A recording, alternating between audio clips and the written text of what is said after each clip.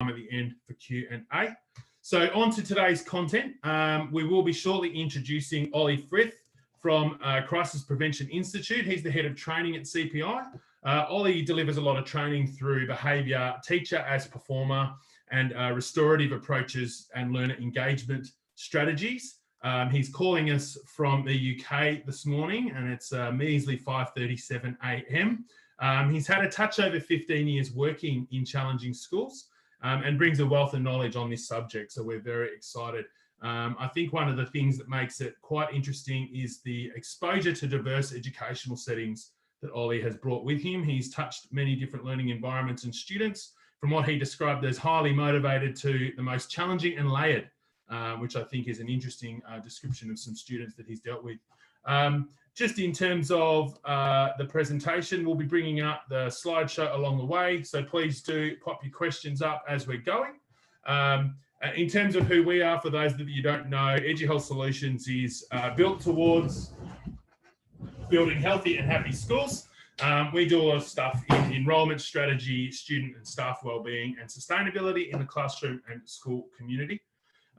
Today's topic will cover on the aspects of culture that I mentioned. We did have this inside the registration, so you probably saw a little bit of a flavour on what we're aiming to cover today. And then a little bit about CPI. I've shuffled this a little bit as we wait for Ollie to arrive to his office. He does apologise in advance for his traffic issues. We do have Fiona Patterson from CPI on the call, and Fiona's going to tell us a little bit about CPI just while we get Ollie online. Are you there, Fiona?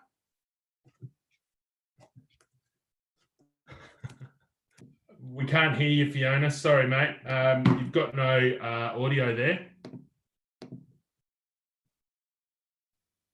Okay, better? Hey. Yay! See, technology, Fiona, not friends. There we go. We got there. Especially not today.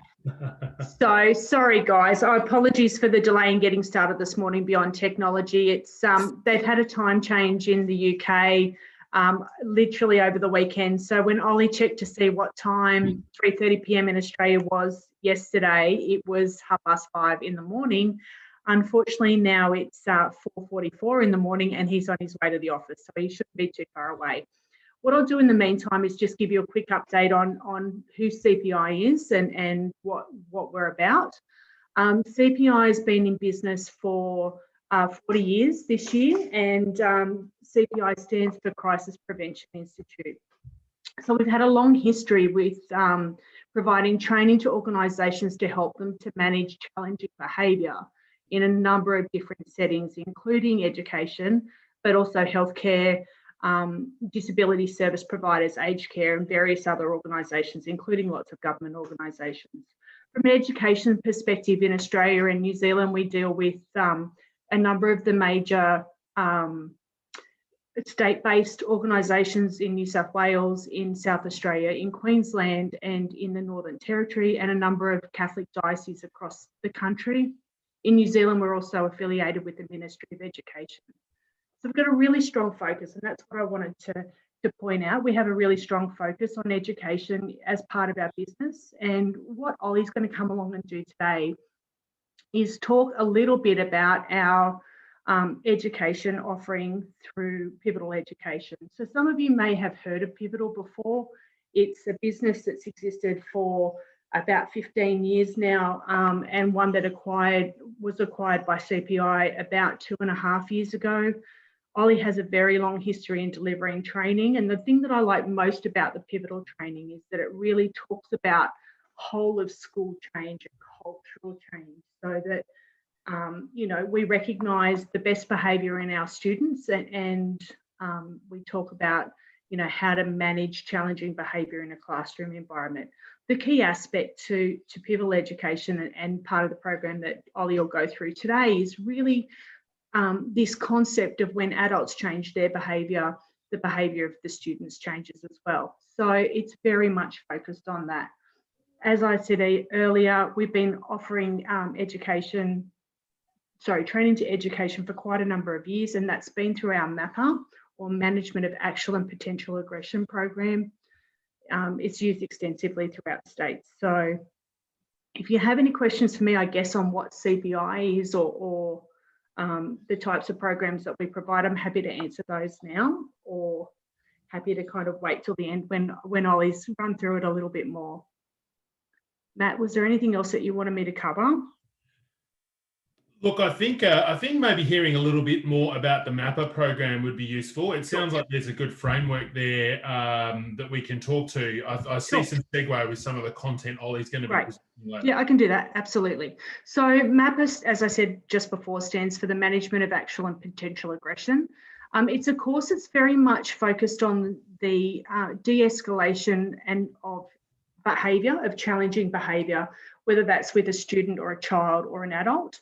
And it's very much focused on recognising where the stages of escalation, behavioural escalation are, and how we respond to those stages as a person that's facing that, that type of challenging behaviour. Hi, Ollie. So just to quickly finish off MAPA before we let Ollie get started, it's a 10-unit course. 8 of the 10 units are focused on de-escalation. So as I said, very heavy focus on de-escalation, as well as the 2 remaining units having some practical skills on how to manage behaviour should it, result in needing to be managed. What I'll do is I'll hand over to Ollie now that he's guys. Thanks, Fiona. So get my slide deck open because I think that's probably going to be the best options. So how long have I got, Matt? Just give me a time frame to what time do you want me to end at? Oh, look, I think it's 10 to now. So if we plug away for half an hour, 35 minutes, then we can have some Q&A at the end. Fantastic. I'll jump in with questions as they arise because it'll probably be topical to that slide. Okay, no problem. So yeah, so 35 minutes. My name's Ollie Frith. I'm the head of training at the education arm in the UK for CPI International. And for a number of years, we've been working on how to support schools to develop the culture of behaviour management, but more than that, really looking at the culture of the school and how the relational approach really influences young people's behaviour, to correct behaviour, to influence behaviour, to maintain boundaries, to really support the culture in the organisation. So in terms of what I'm going to be talking about as efficiently as possible, there's a brief overview, and I won't run through, but I'll touch on these salient points in terms of how each organisation can really support the culture shift. And it's not away from something to something else necessarily, but it's certainly about identifying what does the culture in your school look like? What does the culture in the classroom look like? The corridors, in the yard? And how does that influence behaviour across the board? And when we look at how to influence behaviour and culture, we need to understand why is it important? And for me and my perspective, it's all about that sense of togetherness, that deep sense of belonging, that all young people and staff members alike and families and any visitor and any stakeholder involved in the organisation absolutely feels the need to be connected. And if we build a culture that supports this, that encourages that sense of pride, and not only does it encourage it, but the culture recognises the things that currently are going on that accidentally sabotage those connections. We need to be able to focus on accountability and responsibility in the sense that it's a madness for me as a professional to say to a child, you need to take responsibility for your behaviour, unless I'm absolutely certain that I am modelling that sense of accountability, that I'm demonstrating what it looks like to take responsibility. So if I'm shouting aggressively at a child because they've behaved disrespectfully, then that's a contradiction. That essentially says to that young person, you get to behave badly when you're important like me.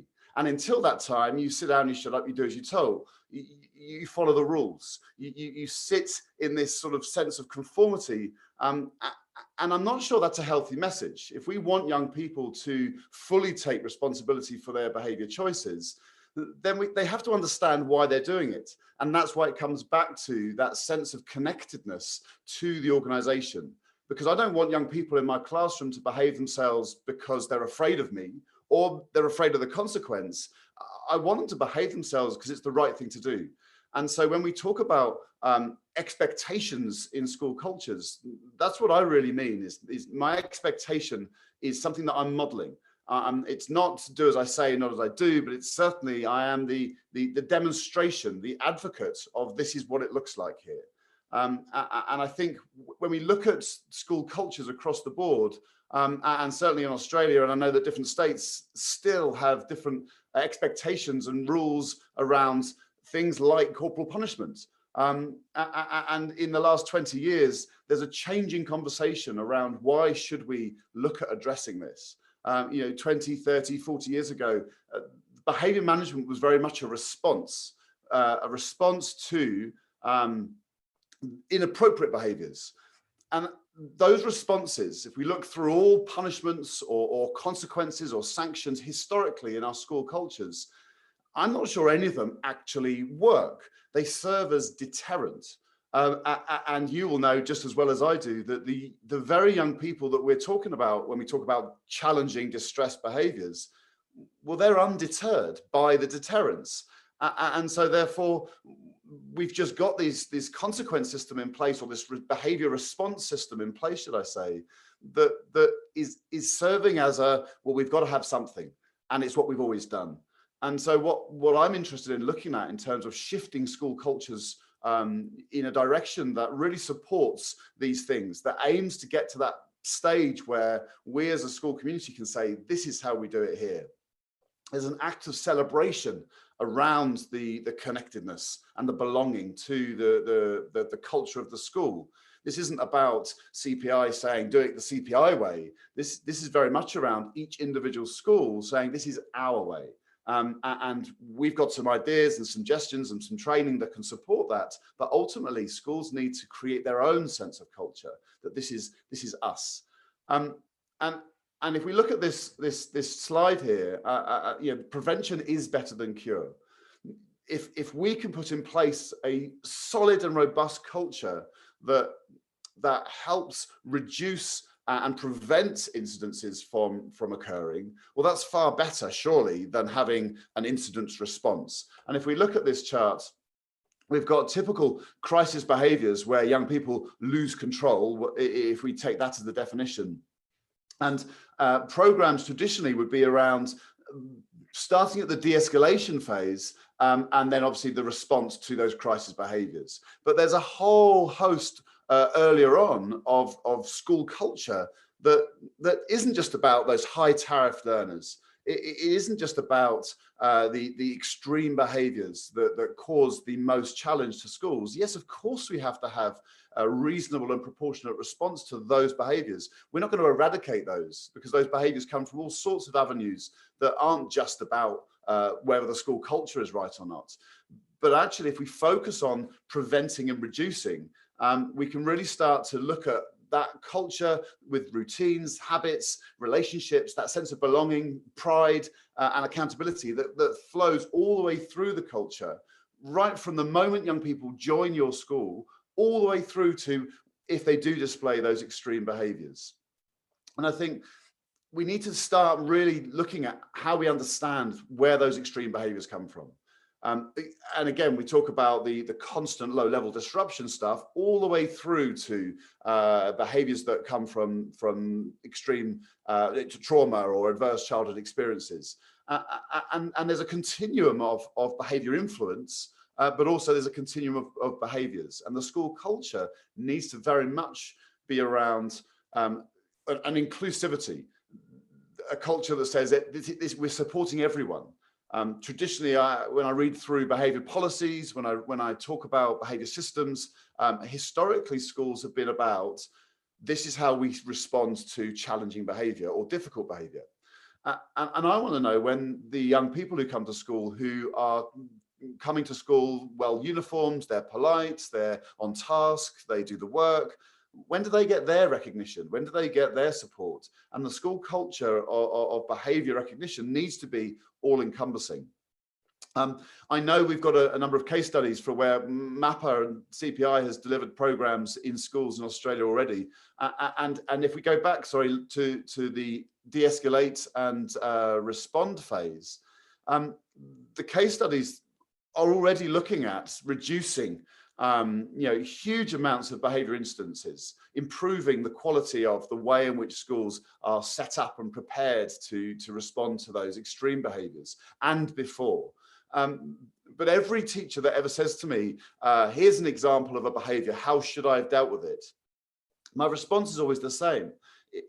And if that's your starting point, then you're too late almost, because no behavior expert in the world is going to be able to come and fix behavior with a response. And that's why it goes back to the positive cultures that we can frame and build our responses upon. Because if we don't have those foundations, then the response is we're just chasing our tails. But the fact that we've got these case studies is fantastic. So, I mean, the framework that our training can give is very much around creating that consistency, that understanding of behavior, where we do need to de-escalate, we do need to upskill staff to be confident and assertive to be able to manage those behaviors. But ultimately, it still needs to come before this. We still need to be able to support staff in developing that positive culture, so everyone's on the same page, because I want every colleague of mine in the classroom next to me, in the classroom down the corridor, looking and walking in the same direction. I want every colleague to be able to know exactly, this is how we do it here. This is the culture of our school way. And so for me, way before we get to the conversation around de-escalation or crisis response, we need to talk about adult behavior. We need to talk about how we present ourselves as the experienced human beings, as the professionals, as the people who should be best placed to be able to regulate our responses. And consistency is something that we all talk about in schools quite a lot. We need to be more consistent, we say. That they are not consistent enough. But actually, what are we doing to develop that consistency? What are we truly doing to create that sense of consistency that's visible in our school cultures? That's audible around the corridors and the classrooms, that the young people absolutely and clearly feel and sense that sense of consistency. And the calm adult behavior that we need to apply really has to be that starting point, because I actually can't control anyone else's behavior. I can influence, I can ask, I can plead, I can suggest, I can bully, I could chastise, I could berate. But ultimately, sorry, that's my phone alarm. Ultimately, all I can do is control my own behavior. And become a model, an exemplar of behavior management. Because I don't think behavior management is about managing other people's behavior. I think behavior management is about both managing our own behavior and in turn providing an environment that supports young people to learn how to manage their own behavior. And so when we talk about culture, these are the 5 principles I'm going to talk you through. The first one being calm, consistent behavior. And then once we get that right, when we get all the adults on board to be able to self-reflect, to be able to consider their own responses, then we can build a culture around first attention for best conduct, which is about flipping the narrative. Instead of noticing the behaviors you don't want, let's focus on the behaviors that we do. You will get more of the behavior that you notice the most. And if we find ourselves noticing behaviors that are inappropriate or unacceptable or undesirable, then what we're teaching our students is that if you want my attention, then you do the wrong thing. You get my attention like that. If you want my attention, if you're sitting there and you need me to notice you, all you've got to do is play the fool, is play the clown, and I will notice you. Now, I'm not saying we should ignore these behaviors, but we don't give our first attention. My first attention goes to the behaviors that deserve it the most. The learners who are on point, on task, who are focused. I will say, thank you, you're incredible, you're doing a great job, well done, as I'll work the room, and eventually I'll land on the learner who's behaving inappropriately, and quietly and discreetly I might say, can we have a word? But not first. I want to save my energies for the learners that absolutely deserve it. And there's an effort there. It's counterintuitive, but often what's the most intuitive response isn't the most helpful one. Now, we also need to talk about routines, and we need to be relentless about it, because we need to talk about how we build habitual behaviors in our school culture that really support the efficacy of that culture. And this is how we do things here. The keystone routines where all staff come together in a visible way, to the point where your learners need to notice something's changed, something's shifted. What's going on? Have you been on a course? We need them to ask us, because we need them to see those routines in place. It might be the routine for how you enter a classroom space. Imagine that in your school. Every single classroom had the same key routine about how young people enter the classroom space. Now, that's an interesting one, because if you're a learner and you've got to go, particularly in high school, where you're going to a number of different learning spaces throughout the day, and you've got to learn different routines for different adults, that becomes complicated. And if we have the same routine for entering a classroom space, or the end and send, the leaving the classroom space, or maybe walking in the corridors, or maybe the way we transition from learning time to home time, you agree some key routines that are celebrated across the school. And what we do is we create that consistency. We create that visible sense of togetherness that communicate those expectations in our school environment. We do also need to have a plan for what we're going to say. I think too often in schools, adults respond to low-level disruptive behaviors without a plan. Or rather, the plan is, I'm going to stop these behaviors, and that's it. That's the plan. I'm going to stop it. Well, in my experience, that doesn't always go to plan. I say that needs to stop, the learner pushes back. They show me some secondary behaviors. They might escalate their behaviors. And now I've got a problem, because do I deal with the primary behavior, or do I deal with the escalation? Of course, we focus on the most problematic behaviors. And often in situations that start off with low-level disruption, escalate very quickly, and the adult just says, well, I only asked them to take their coat off, and it all blew up. And if we have a plan, if we have a script, I'm not talking about we learn a script across the board and we all just become robots or automatrons. You know, I actually want professionals to be creative and autonomous in their decision making. But we need to have a structure for responding to inappropriate behaviors. And if we have a clear, consistent script, then actually that allows me to strip away my emotional response, because my emotions have absolutely no place in the conversation when dealing with difficult behaviors. It's not about me. It's not about how it makes me feel. It's about the learner's choice and the learner choosing that behavior and being made aware of that choice, and then being made aware of the consequence that's attached to those behaviors, that essentially they are choosing that consequence. It's not about me. It's not me wearing a target that says, your behavior makes me feel like this. And if I've got a certain script that allows me to fall back on, then that massively supports me as a professional and all my colleagues to be able to eliminate those emotional responses. And then finally, the fifth principle of practice for shifting culture is about restorative approaches. But let me be really clear about this, because lots of schools, certainly in the UK, have got excited about the idea of restorative practice, and they've removed all punitive sanctions. They've got rid of detention, they've got rid of exclusion, and they've said, instead of that, we're going to have restorative conversations. And my advice is, whoa, slow down. This isn't about replacing detention or punitive sanctions. Restorative approaches should be about, in fact, all of those first four principles are around restorative practice. It's about the relational approach, but you cannot repair a relationship unless you've built a relationship. And so what we want to do is to support schools in being able to clearly identify how not only can we build relationships more effectively, but what are we doing that accidentally sabotage those relationships, and how can we eliminate that sabotage? Because the restorative approaches bit, it comes in naturally and it grows. And we actually get to a point where we haven't got rid of our sanctions.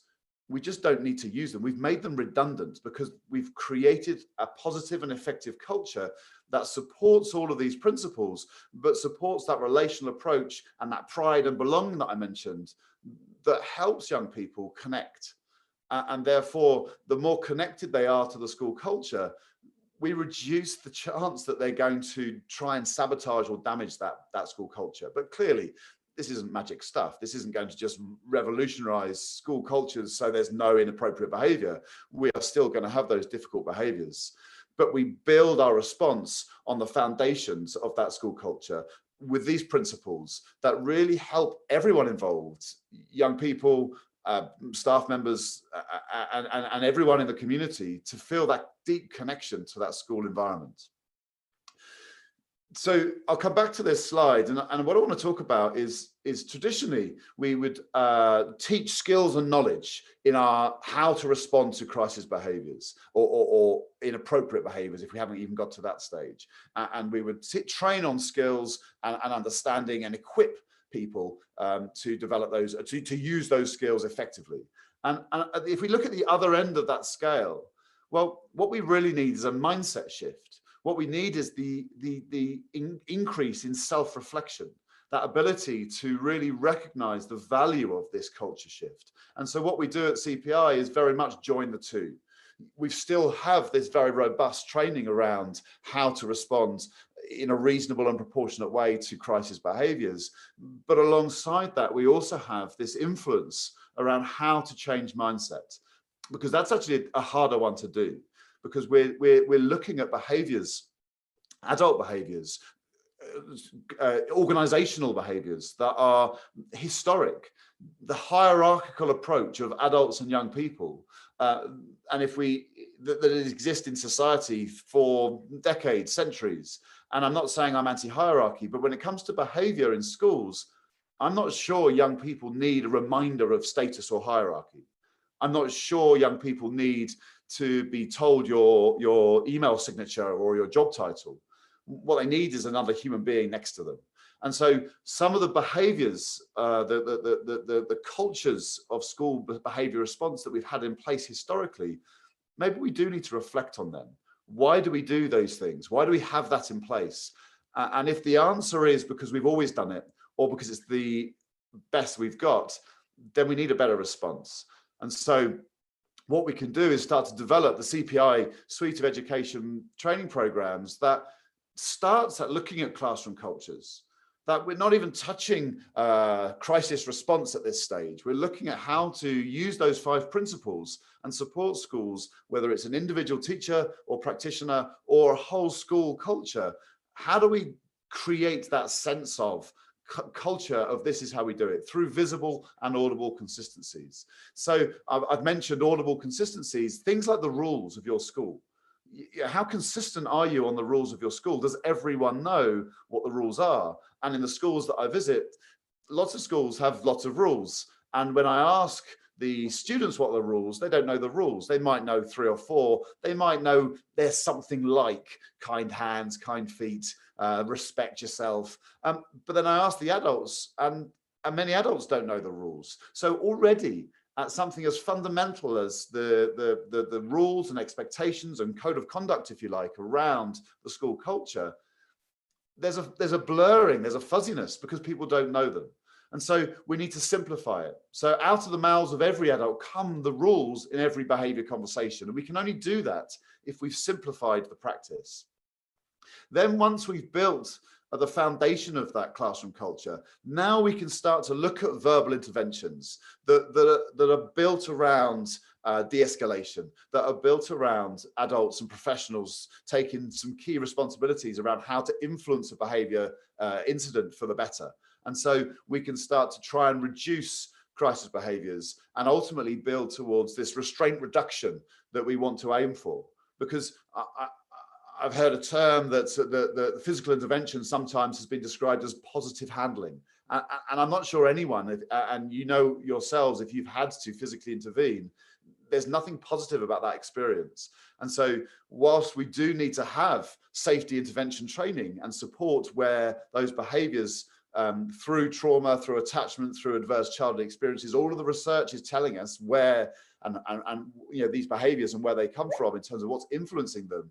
But ultimately, we need to make sure that all of that in place is built around the aim to reduce the need for using it. So we have to accept that some young people are at crisis points, and when you're at crisis point, what you need is support. And we need to have some sort of intervention that is safe and reasonable and proportionate in its entirety. But again, it's very easy to just focus on this end of the spectrum. And what I want to do is just broaden that. So we go back to that first, prevent and reduce, prevention being better than cure, like I mentioned, and the classroom culture, which is absolutely key. This is about building better relationships and sustaining those relationships. This is about modeling that accountability. Because if we have a policy that says this behavior equals this response, then we've got a danger there of not pushing accountability back to the adults. Because if I'm a professional and I say this behavior equals this response, well, it might have gone wrong, it might have escalated really badly, but I was just following the policy, I was just doing my job.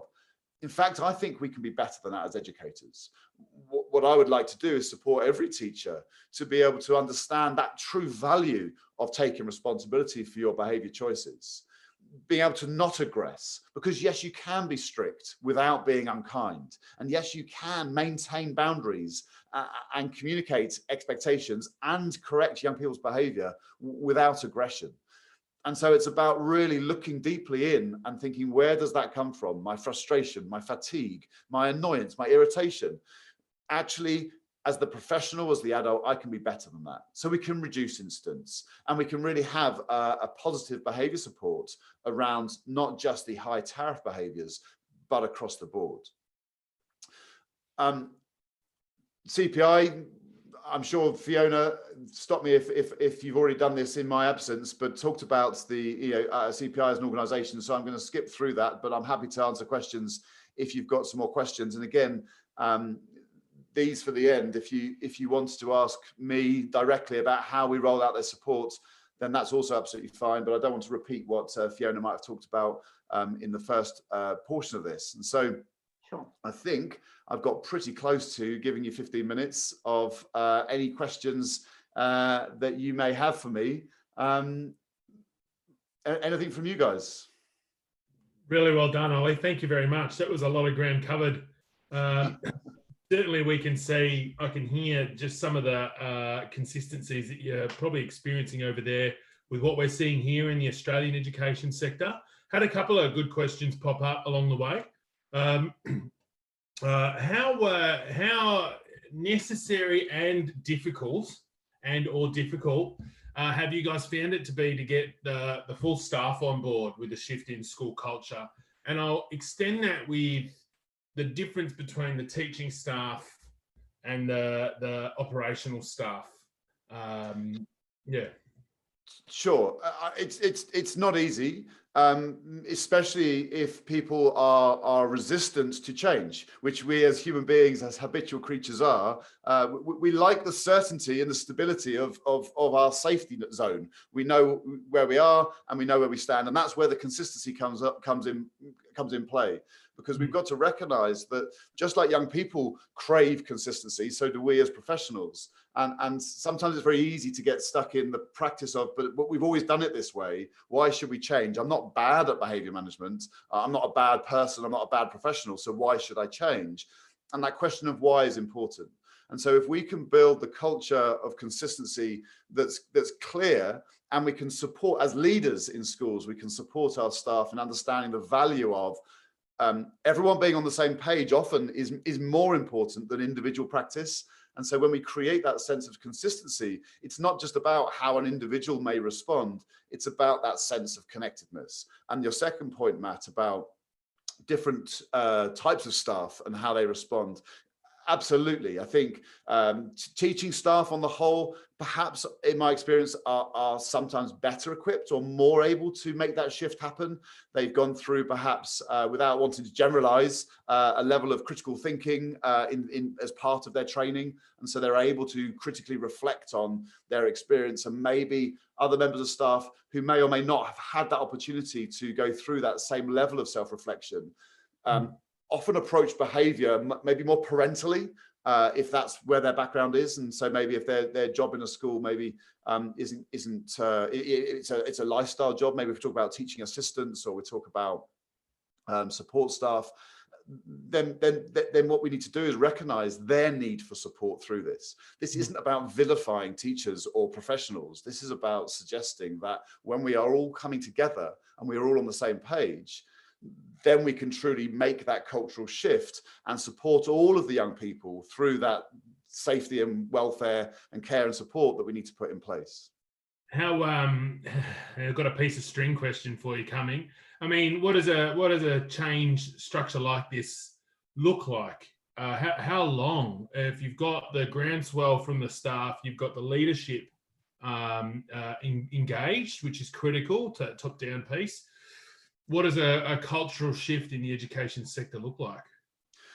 So you're absolutely right about the piece of string, but essentially it will take a lot longer than it takes if we just apply a punitive response to behaviour. There's a time efficiency to, if I've got a room full of young people who are causing a noise and I bellow and roar and scream for silence, that is far more time efficient.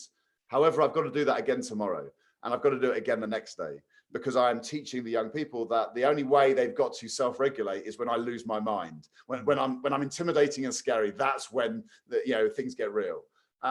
And so it may well feel time efficient in the short term, but nothing radically changes. And we're just constantly building our responses to behavior incidents, which is exhausting. And I work with lots of adults who are experiencing work-related stress and are off work because of their fatigue.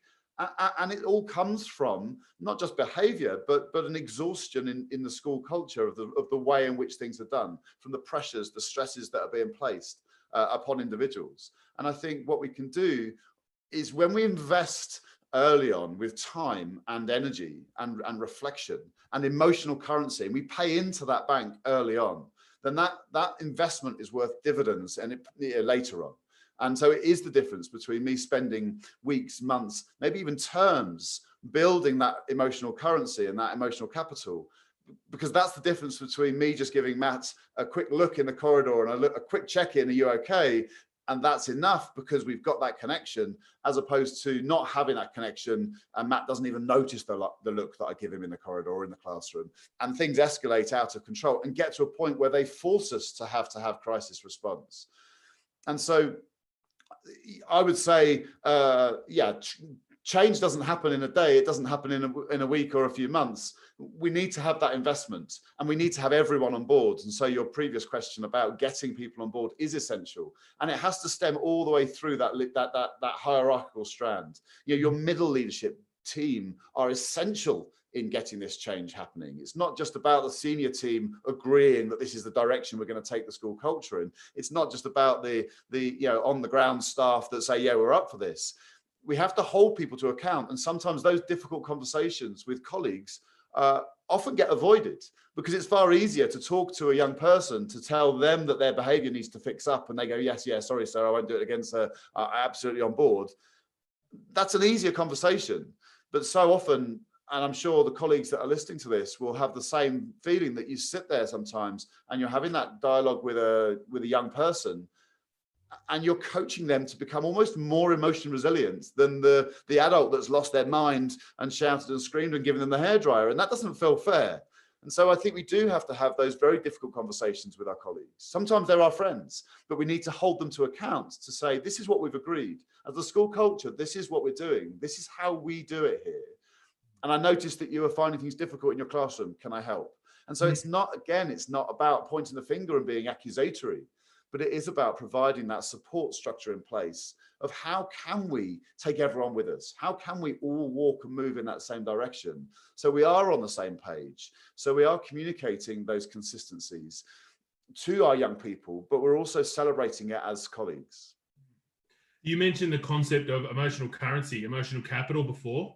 Can you provide any examples or ideas around how a school can build emotional currency?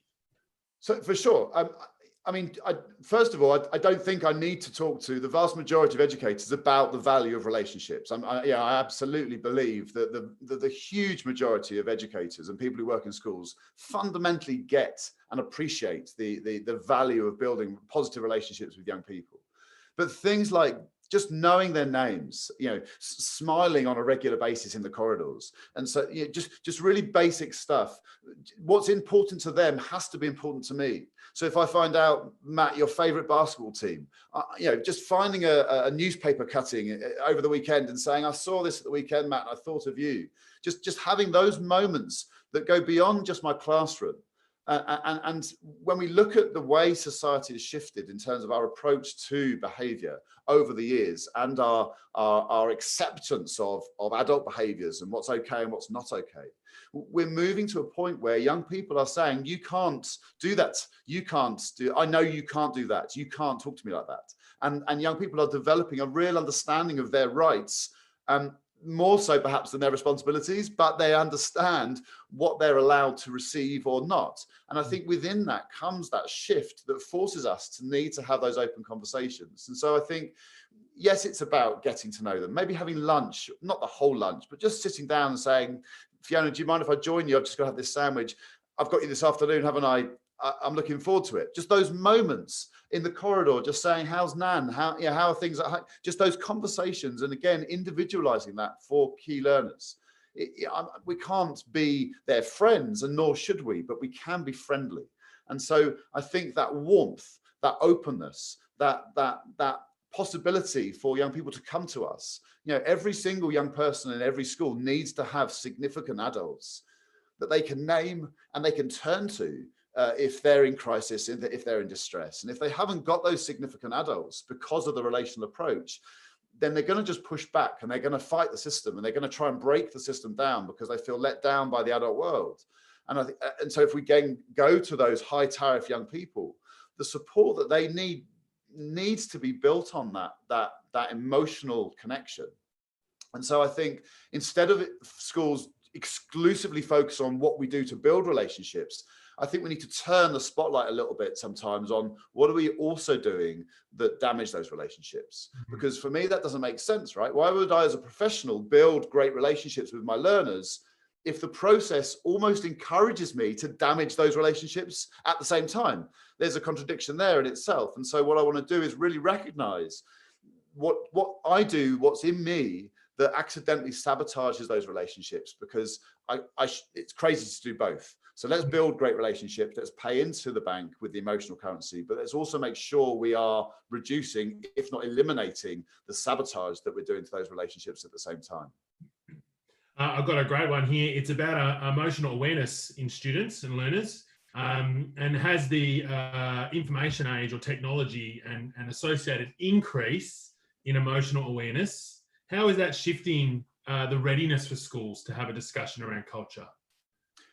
I think it frames the conversation, actually. I think you're absolutely right to identify a shift in emotional regulation or awareness or emotional literacy. But I don't think it's just about young people. I think technology affects all of us. We've all got a smartphone. We've all understand that the endorphins that are released when we get a like on a comment. We're all guilty of that, well, I say we all, I'm assuming there, I'm certainly guilty of it myself, of posting a status on Facebook and just checking back to see how many people have commented or liked. I mean, it's embarrassing. It's ridiculous that we feel this need to have this validation, but that's where it comes from. And I think if we understand as professionals that when I was at school, I didn't have a mobile phone, I didn't have the internet, I didn't have a computer. And so I've learned this and welcomed this technology into my life. The young people that I work with have been born into it. So they don't know any different. And I think it's very easy to say, well, you don't need a mobile phone. I didn't have one. So, I understand the value of not needing it. And I think rather than trying to layer an expectation on the young people of today with our experience and our models of the world of what it was once like, I think it's really important that we shift a little bit and recognize what their model of the world is. Young people communicate. I mean, you give them a mobile phone, that you don't talk on a phone, right? You don't use a mobile phone for talking. A young person would look at you like you're insane if you suggested they make a phone call. And so the way in which young people communicate has shifted. And so, yes, of course, their emotional literacy changes and is impacted by that. but I don't think it's damaged or destroyed. It's just different. And I think we need to, as professionals, be better at understanding the world that they experience and how that informs their decision making. And how can we build that around the cultures of our school environments, rather than sort of going back to a bygone age that says, well, this is how school used to be, and this is how learning used to be, and this is how it should be. I'm not against traditional practice, but I'm also not against progressiveness. I think there's a healthy balance of the two.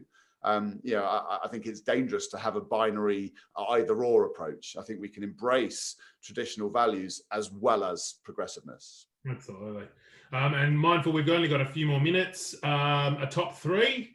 What are the top three behaviours you would suggest the teaching group and the school operators should be in unison on? What behaviours would you suggest should be consistent across a school culture?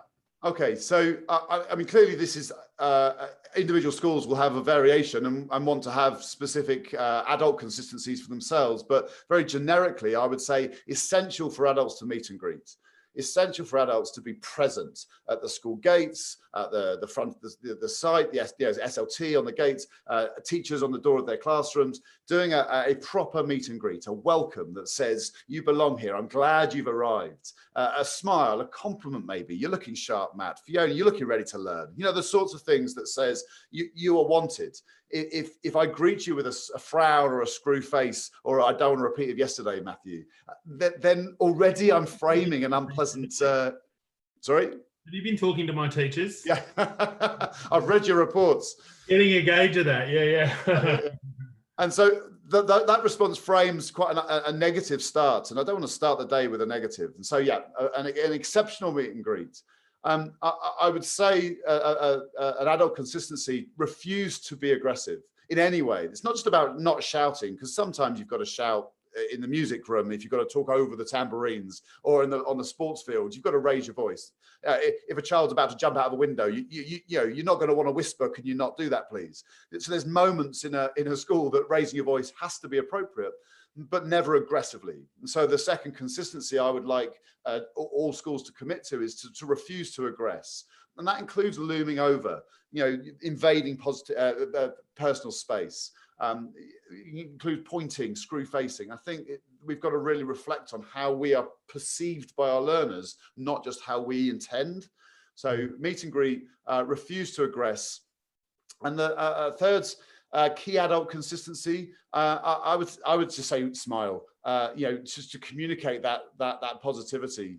Smile in abundance as often as possible, even when you're feeling like you don't want to smile. I think the contagiousness of warmth and love and kindness and nurture, I think, ripples through a school culture in a way that's immeasurable.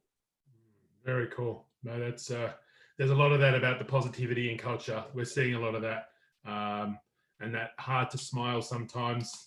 It's but it does flow on. So look, Ollie, that's all the main questions we had today. Everyone's hung on all the way through, so the content has clearly been relevant and gripping. Thank you so much on behalf of my partner Damien and I for joining us today, Fiona and Ollie. And certainly thank you to everyone for coming along and hearing a bit about how CPI approach culture and some of the stuff that's going on, not just in our market, but overseas. We will be happy to field any queries or questions you have as an outcome from today's session. We're happy to connect you with Ollie and Fiona to take your discussions further if relevant. But certainly we'll be making the recording available from today, and we'll be delighted to host a follow-up session if required. Ollie and Fiona, thank you so much. Ollie, you've got a quiet few hours ahead of you now before the work wakes up over there. Yeah, please do get in touch, everyone. And thank you very much for coming along today. Thanks, everyone. Thanks a lot. Thanks. See you later.